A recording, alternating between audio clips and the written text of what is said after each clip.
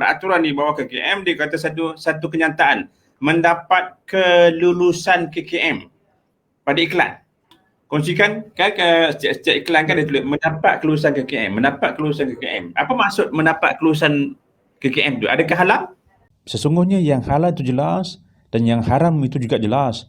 Bagaimanapun di antara keduanya terdapat perkara yang tidak jelas, yang syubhah, yang mana ramai orang yang tidak mengetahuinya. Okey. Okay, kalau ikut secara undang-undangnya, secara tadika mendapat kelulusan KKM ni dia ada dua lah. Okay. Satu dari sudut produk tu sendiri, produk tu telah diregister, maksudnya telah didaftarkan dengan NPRA. Satu lagi adalah kelulusan dari sudut pengiklanan. Yang tu biasa kalau kita keluar kat radio iklan tentang ubat, nanti habis iklan tu dia akan keluar iklan ni telah mendapat kelulusan lembaga ubat KLIU. Okey. Yang tu iklan kelulusan untuk iklan. Tapi yang biasa bila disebut, bila orang kata ubat ni mendapat kelulusan KKM, dia dimaksudkan yang ubat tu telah didaftarkan dengan KKM. Didaftarkan dengan KKM ni dia tak bermaksud yang ubat tu telah disahkan halal lah. Okay? Bila didaftarkan dengan KKM, dia perlu mematuhi keperluan-keperluan yang ditetapkan oleh badan regulatory. Terutama yang macam 3 aspek tadi itulah, keselamatan, kualiti dan juga keberkesanan. Tapi dia ni juga bergantung kepada kategori produk. Mungkin ada contohlah produk tradisional ataupun produk supplements, mungkin tahap keperluan dia buktikan yang produk dia tu berkesan tak setanding dengan ubat-ubatan yang kita guna di hospital. Maksudnya ubat yang kita guna untuk rawatan dalam kategori racun, yang ni dia perlu buktikan secara jelas yang ia betul-betul berkesan sebelum dia boleh didaftarkan. Tetapi ubat-ubat tradisional yang kita dah guna secara bertahun-tahun, nak daftarkan ubat tersebut, dia punya kadar kajian ataupun kadar pembuktian yang dia perlu bagi tu berbeza dengan produk kategori racun. Okay. Dan dari sudut bila kita cakap dia daftarkan ni, dia daftarkan, dia ada kotak lah. Biasanya dalam kotak, daftarkan sekali dengan packaging lah.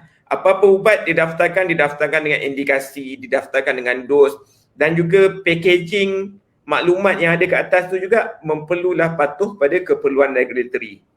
Okay. Jadinya setakat ini, kalau didaftarkan di KKM dan juga dia mendapat persegilan halal, ubat-ubatan ataupun produk farmaceutical yang bukan kategori racun, dia boleh letak logo halal kat situ.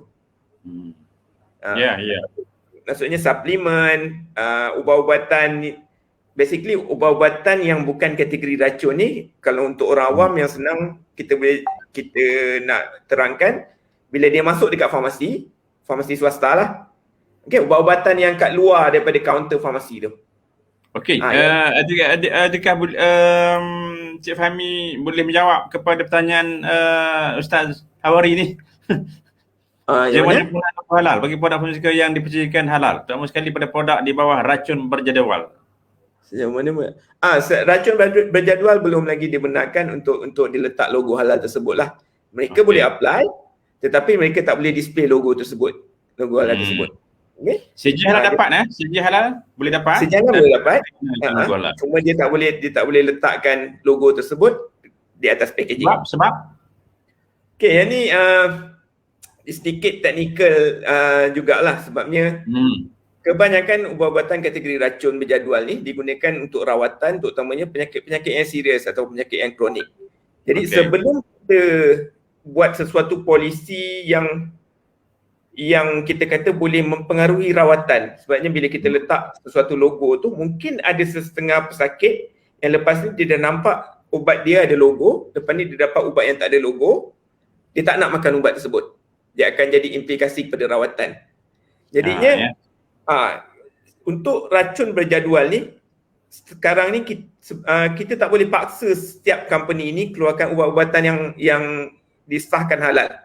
Jadinya kalaulah berlaku keputusan bekalan ataupun katalah berlaku ada satu penyakit baru, contoh vaksin COVID ni, tiba-tiba baru masuk. Semua yang masuk tak ada logo halal. Adakah sebabnya sebelum ni kita dah bagi aplikasi, kita dah bagi kelulusan untuk letak logo tersebut, adakah ia akan bagi impact kepada kadar penerimaan? benda-benda tu juga kita perlu ambil kira lah. Maksudnya dari sudut practicality, sama ada kita mampu ataupun tak, pastikan ubat tersebut cukup untuk semua orang pada semua ketika.